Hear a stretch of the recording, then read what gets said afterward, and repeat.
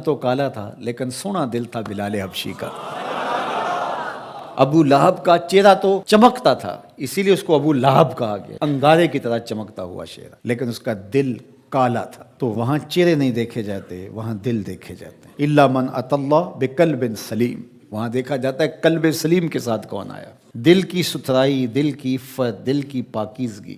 شیشے اتے کٹا جمیا کنداں چاڑی جاندے، شیشے اتے کٹا جمیا کنداں چاڑی جاندے، جلداں نوں اے سانپ کے رکھن ورکے پھاڑی جاندے، جلداں نوں اے سانپ کے رکھ دے ورکے پھاڑی جاندے۔ تو اصل تو یہ صاف ہونا چاہیے، یہ ستھرا ہونا چاہیے۔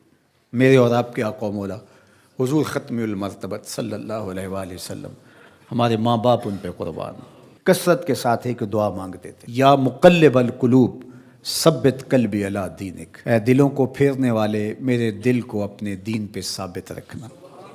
ام المومنین رضی اللہ تعالیٰ عنہ فرماتی ہیں کہ میں نے حضور علیہ السلام سے پوچھا کہ حضور اسلام لانے کے بعد بھی اس کی ضرورت ہے کہ یہ اللہ کی بارگاہ میں عرض کریں؟ تو آقا کریم نے ارشاد فرمایا کہ دل رحمان کی 2 انگلیوں کے درمیان ہے، وہ جس طرف چاہے پلٹ دے، بے نیاز ہے۔ تو اس لیے ہر وقت اس سے مانگنا چاہیے، اللہ میرا دل سلامت رہے، دین پر قائم رہے۔ ورنہ ہم دیکھتے ہیں کتنے لوگ ہیں بظاہر اچھے ہوتے ہیں لیکن انجام بخیر نہیں ہوتا۔ انما الاعمال بالخواتیم، اعمال کا دار و مدار حسن خاتمہ پہ ہے۔ خاتمہ کیسا ہوتا ہے؟ حضرت سہل بن سعد الساعدی رضی اللہ تعالیٰ عنہ فرماتے ہیں کہ ایک غزوہ میں ایک مالدار شخص بڑی بے جگری سے لڑ رہا تھا، اس جرت سے لڑ رہا تھا کہ ہمارے دل میں آیا کہ کیا بات ہے۔ آقا کریم علیہ السلام نے دیکھا تو فرمایا جس نے اہل جہنم میں سے کسی کو دیکھنا ہوتے سے دیکھ۔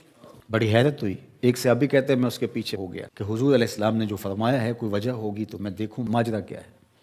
تو کہتے ہیں جب وہ لڑتے لڑتے زخمی ہو گیا تو اس نے اپنی ہی تلوار کو اپنے سینے میں یوں رکھ کر کے اپنا وزن اس اوپر ڈال دیا اور 2 کندھوں کے درمیان سے تلوار ادھر نکل گئی اور یوں خودکشی کر لی۔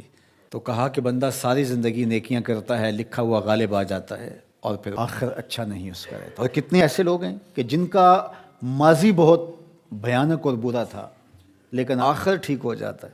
تو اس لیے ہمیشہ اللہ سے انجام بخیر کی دعا مانگو۔ یا مقلب القلوب ثبت قلبی علی دینک، اے دلوں کو پھیرنے والے ہمارے دلوں کو دین پہ ثابت رکھنا، کہیں ایسا نہ ہو کہ ہمارا انجام ٹھیک نہ ہو، انجام ہمارا ٹھیک ہونا چاہیے۔ حضرت ابی ملیکہ رضی اللہ تعالی عنہ فرماتے ہیں میں 30 اصحاب رسول سے ملاقات کی ہے، میں نے سب کو فکر مند پایا ہے انجام ٹھیک ہو جائے۔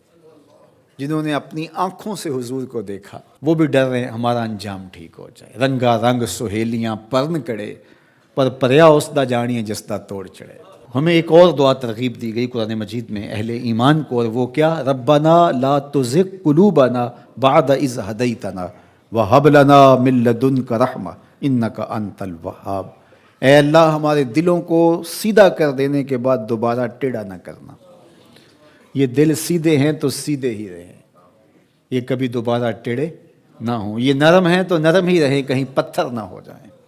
ایمان کے نور سے جگمگا رہے ہیں اللہ، یہ جگمگاتے ہی رہیں، کہیں دوبارہ ان میں ظلمتیں نہ آ جائیں۔ لا تزغ قلوبنا بعد اذ ہدیتنا، ہمارے دلوں کو سیدھا کر دینے کے بعد دوبارہ ٹیڑھا نہ کر دینا۔ وہب لنا من لدنک رحمہ، اور ہمیں اپنی جناب سے رحمتیں عطا کر دے۔ انک انت الوہاب، تو وہاب ہے، اپنے کرم سے اپنے فضل سے ہمیں مالا مال فرما دے۔ تو میری دعا ہے اپنے لیے سب سے پہلے اور آپ سب کے لیے اور اپنے جملہ دوستوں کے لیے، پیر بھائیوں کے لیے، سب ملنے والوں کے لیے کہ اے اللہ ہم سب کو ہمیشہ ثابت قدم دین پہ رکھنا، آخری ہچکی تیرے نام پہ آئے، تیرے محبوب کی غلامی میں آئے، ہم سب کا خاتمہ ایمان پہ۔ ایک ایک کر کے دوست ہم سے جدا ہو رہے ہیں، ہم بھی اس دنیا پہ مستقل رہنے والے نہیں ہیں، کوچ کر